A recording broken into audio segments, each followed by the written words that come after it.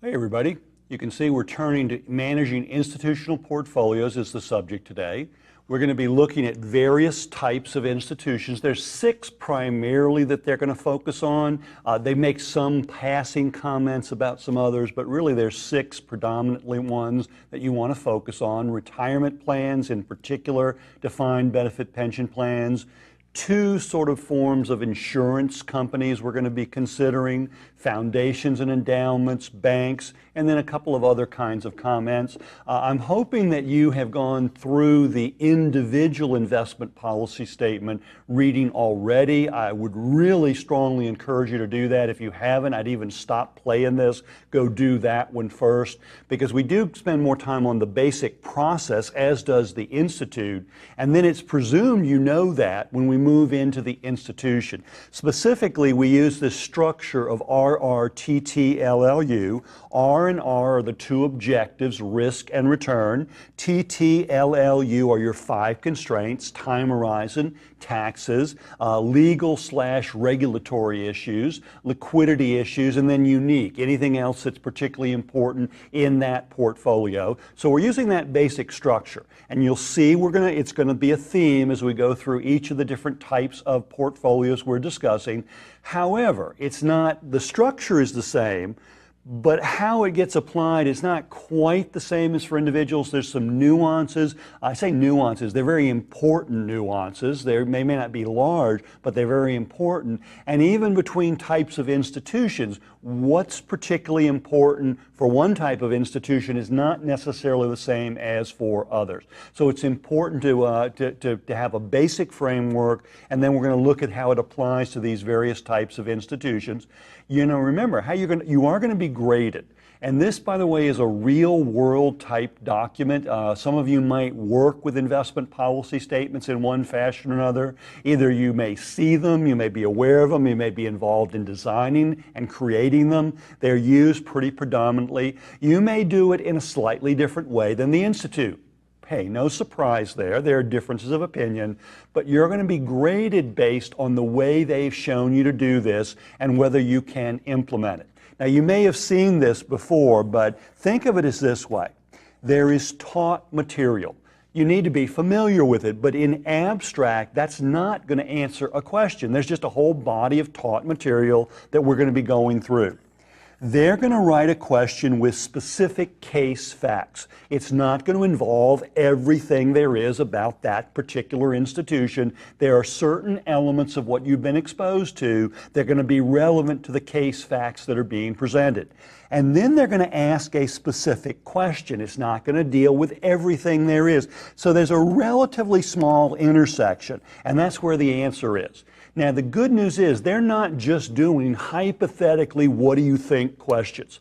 They're doing questions that are carefully designed so that if you know the taught material, if you use the case information that's presented, if you focus on what exactly was asked, there's an answer you're going to be able to give. I notice some people have trouble with this.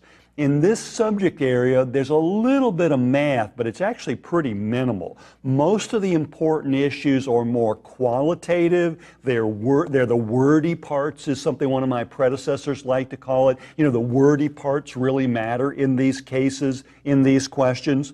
But and that makes some people uncomfortable, but it's still taught material. If you know it, if you look at what parts of it apply to the case and then relate it to what exactly they're asking for, there's an answer you can give. It's when you try to leave one of those 3 elements out, hey, randomly maybe you get lucky and you say the right thing, but odds are you won't. So you can't ignore all 3 of those elements as you approach these types of questions. Again, we're going to give you the information. We're going to work our way, the taught material, what to look for among these types of institutions. Now, as I mentioned, while they're going to discuss a number of things, pension plans and in particular defined benefit is going to be our focus. They'll mention a couple of others. Foundations and endowments, but the key is they're actually not really different. While they present them separately, we emphasize The terms are even used interchangeably most of the time. So really, it's not trying to distinguish one from another. It's recognizing, no, it's the foundation and endowment. What are the issues in foundations and endowments versus DB plans versus insurance companies? Now, insurance companies have many column elements, but they are somewhat dividing life insurance from other kinds of insurance, and in particular that's going to mean casualty insurance. While there are a lot of different kinds of other insurance, casualty is what they're really talking about. So you learn insurance companies, and then you pick up on the differentials between life and casualty. And then we're going to talk about banks. That's kind of actually an entirely separate issue. The portfolio plays a somewhat different role in a bank than it does in the other five. So we're going to be working our way through each of these. What do you need to know about each?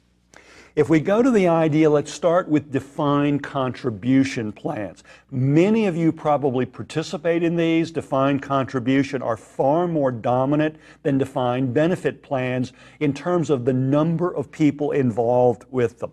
The employer makes a specified contribution. There's a formula that commits they will make a certain contribution, and in most of these plans, then the employer provides a set of investment choices. I'm thinking many of you are familiar with this in the United States. Often this is a 401k plan, a type of defined contribution. There are others. Most other countries have similar kinds of things available. Then the employee selects amongst those choices. So it's really the employee bearing the investment risk. If you think about it, at the end of the period, if the portfolio for that investor is worth $100,000, that's what they get.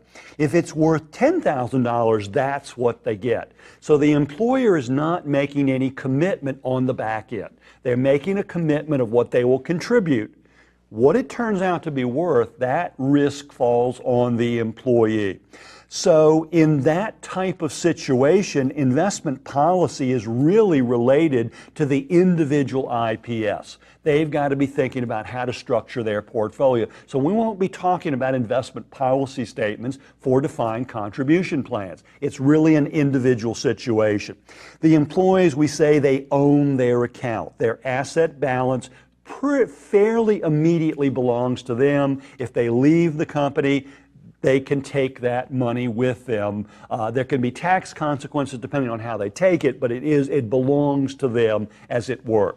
Now, there are exceptions to the employee selecting. There are sponsor-directed defined contribution plans. They become much less common.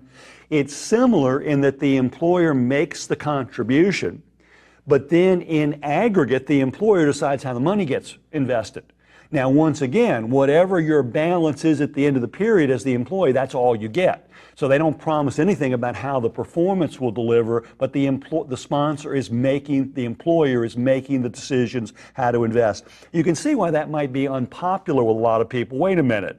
I only get whatever it's worth, and this employer is deciding how to invest it. So sponsor-directed have become less common as a form, and they don't spend any real time on sponsor-directed in the curriculum. And they don't spend a lot of time on defined contribution employee-directed, because that's really an individual IPS issue. Instead, the focus is going to be on defined benefit plans. The employer promises a future benefit. Now, you might know from your studies of financial statement analysis, it's usually some kind of a formula. Years of service times a percentage times final or average salary is what you get when you retire. What that means is the employer is at risk that there has to be enough money to pay those promised future benefits. The benefits are a liability of the sponsor. But in most countries, there's a requirement that the employer would funnel money into the plan, a defined benefit portfolio. The employer makes investment decisions for that portfolio, and then from the plan, benefit payments are made. However, if the money is not adequate, the employer is still on the hook to put more money up because there's a promise. What will the future benefit payments be down the road? They ultimately are a liability of the sponsor.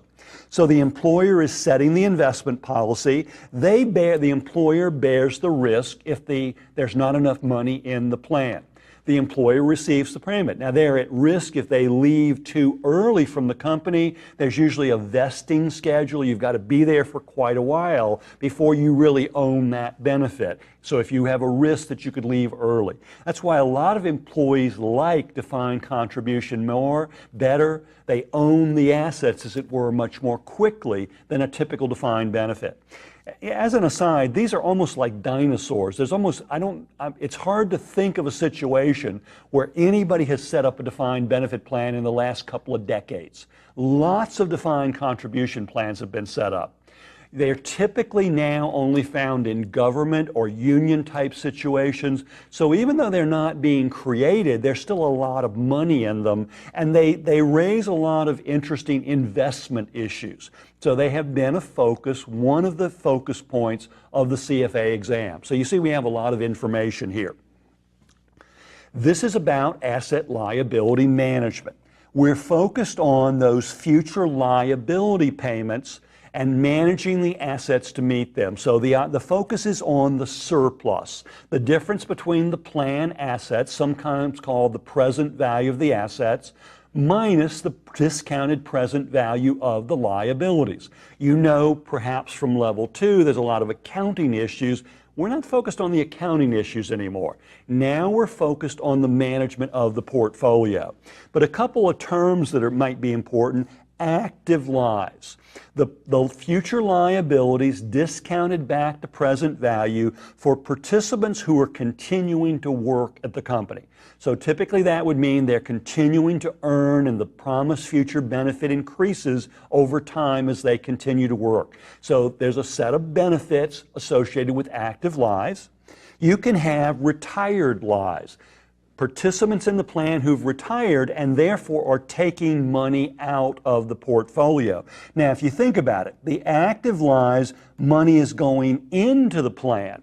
For the retired lives, money is going out of the plan. They're no longer working, so they're not receiving contributions generally, but there are distributions being made. For the active, there are probably contributions going on but there are no disbursements yet. So those have consequences for liquidity and when money will come out of the portfolio, which is the time horizon of the portfolio.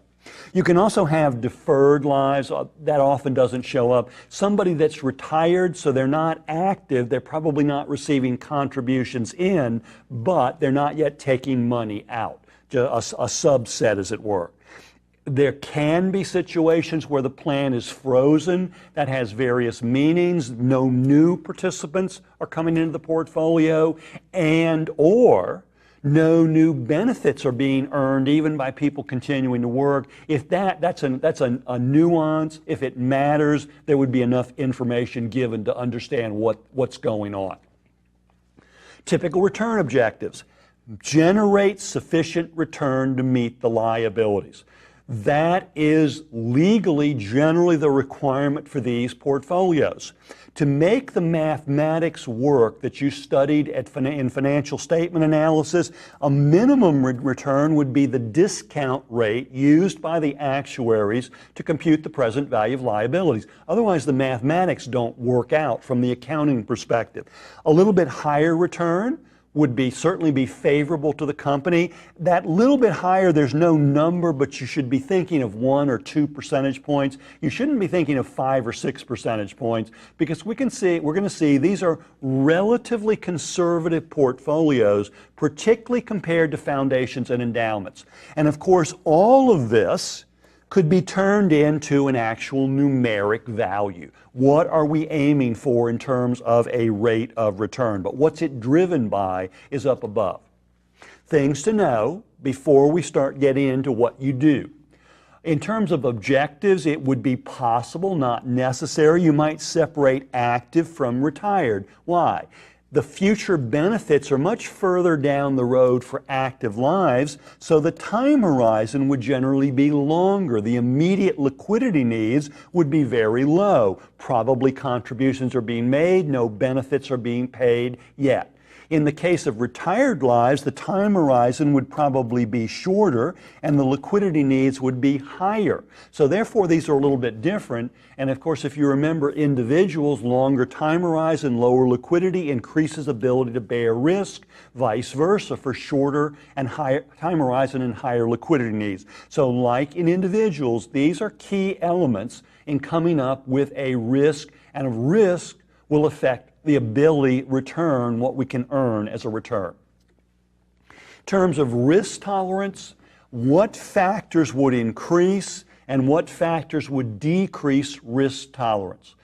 Really, it comes back to, can the plan and or the plan sponsor contribute more money if needed if the portfolio doesn't do well? If they cannot, then the portfolio can't take a lot of risk. We've got to protect the surplus. So what kind of factors, checklists, can you use to make that kind of judgment? Well, the first is the surplus. What's the present value of assets minus present value of liabilities? If it's negative, you're underfunded. Well, then you can't take as much risk. What you don't want to do is argue, well, we need to gamble and take more risk to fix it. That's not going to be appropriate. That's the responsibility of the plan sponsor to put more money in. That's not the investment manager's responsibility to fix. Now, I didn't say if there was a negative surplus, you couldn't try to earn maybe 1 or 2% more than the discount rate used in the liabilities. I didn't say you couldn't have as a goal to improve the surplus. You simply can't take high levels of risk trying to fix a negative surplus, because a negative surplus is reducing the ability to take risk. Of course, vice versa, positive surplus would allow, if otherwise appropriate, taking somewhat higher risk. The plan has a surplus. You could take a little risk and absorb it if it doesn't work. Other situations, what about the status of the sponsor? What's their financial status? What's their profitability? If it's weak, the portfolio can't take as much ability because the sponsor couldn't make it up and increase contributions as readily. If it's strong, then the ability to take risk is higher. Now, one thing you may be noticing, we keep talking about ability and we're not mentioning willingness. In general, willingness is not a factor for the institutional portfolios. These are considered to be more objective, more rational, more financially trained and based decision makers, and therefore we focus on ability issues. We don't bring up the psychological willingness issues. There can be exceptions if the case facts clearly indicate, well, they're very nervous, or they really want, or they're concerned, or they're afraid. Well, then there are those psychological factors, but don't expect them to be there. Focus on ability only unless the case takes you elsewhere. Another issue, a little bit more subtle, what is the correlation between the returns on the portfolio and the business of the sponsor? This is a case where positive correlation is bad, because what it would imply is if the returns are poor, the sponsor's business is poor, and at the very point where contributions are needed and increased, the ability to make them is diminished. Of course, if the correlation were negative, they would tend to offset each other, and that could increase ability. Plan features. Do they demand a lot of liquidity? Do they shorten the time horizon?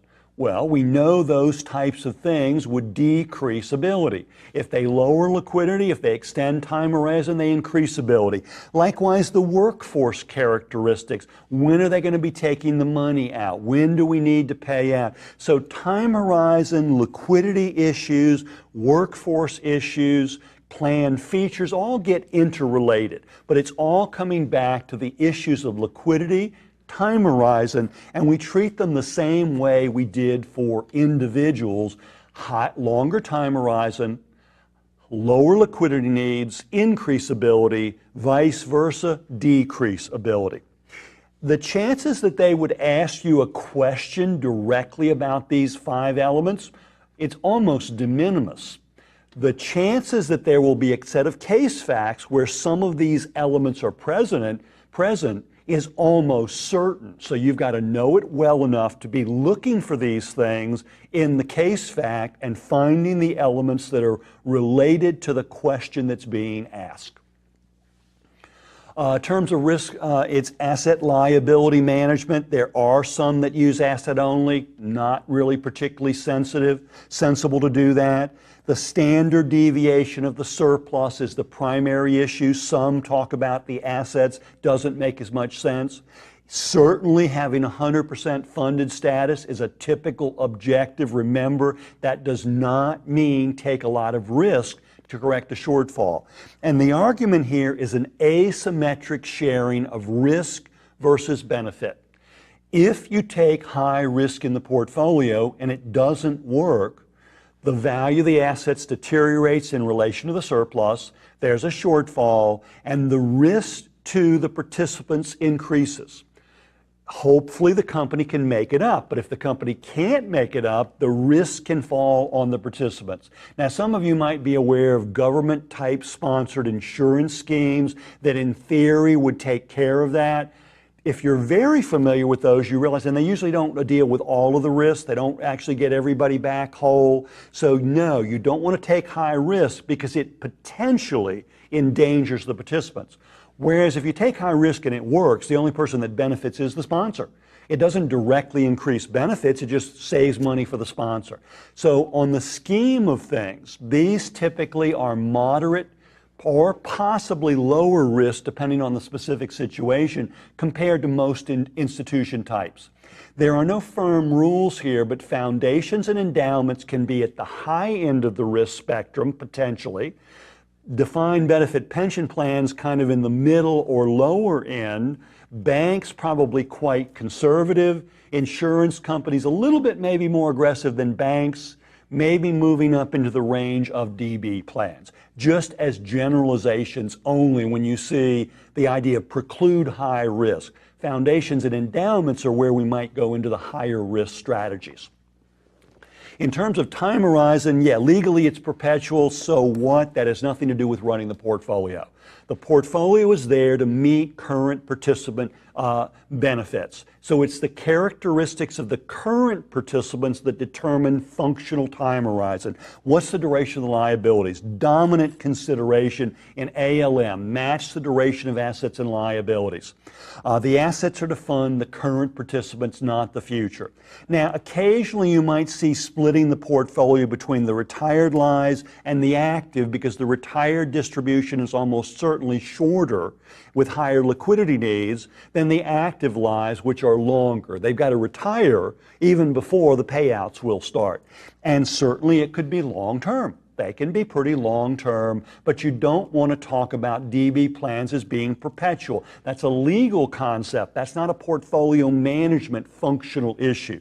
Watch out if it says the plan is terminating in 3 years and going to be liquidated. Well, that's obviously an exception. The duration of the liabilities is in 3 years. In terms of taxes, generally tax exempt.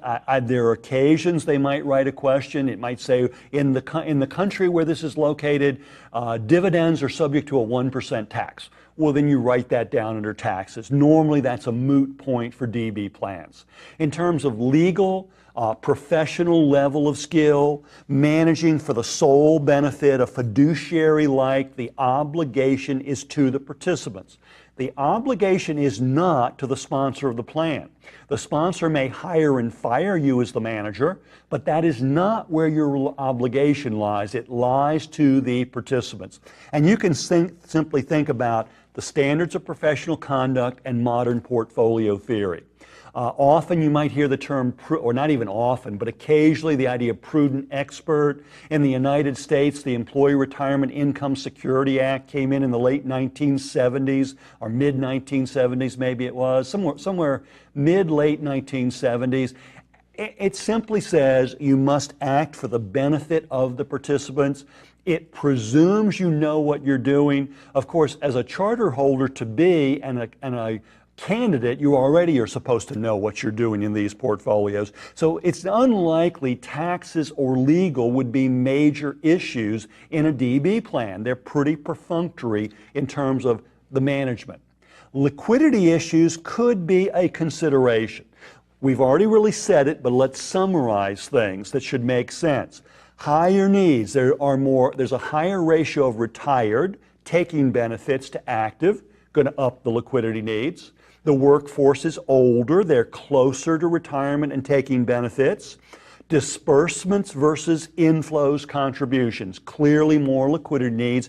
And then watch out for questions where they say, we're going to offer in 1 year an early retirement option, and its expectation is we may have to cash out $10 million to fund this. Or when people retire, rather than getting a pension for life, they take their entire benefit at once. Well, these kind of things could create higher need for larger sums sooner. They're case specific. You wait to see what's brought up in the case. Unique, doesn't have to be any. Look for inflows versus outflows. Well, that's really a liquidity issue. Ethical restrictions, don't do certain things. Government-related or union-related plans, sometimes that comes up. Look for things where there are not enough resources to do complicated strategies. You can't really afford the fees associated with it, but there's no necessity that there would be unique in a plan. So what they'll often do is they could, in theory, ask you, do the entire risk, return, and 5 constraints. And in many years ago, they used to do that. They almost always now write more discrete questions directing you to specific elements to discuss. So you'll pick that up as you're doing the practice. There are a couple of hybrid or others. They're not going to go into detail. They just want to let you know about them. You can have what you have known as a cash balance plan. Hey, anybody participate in one of those? I have a couple times. I do now. Different points they come up. Sometimes there are limitations, government limitations on how much money can go for any one participant into a DB contribution.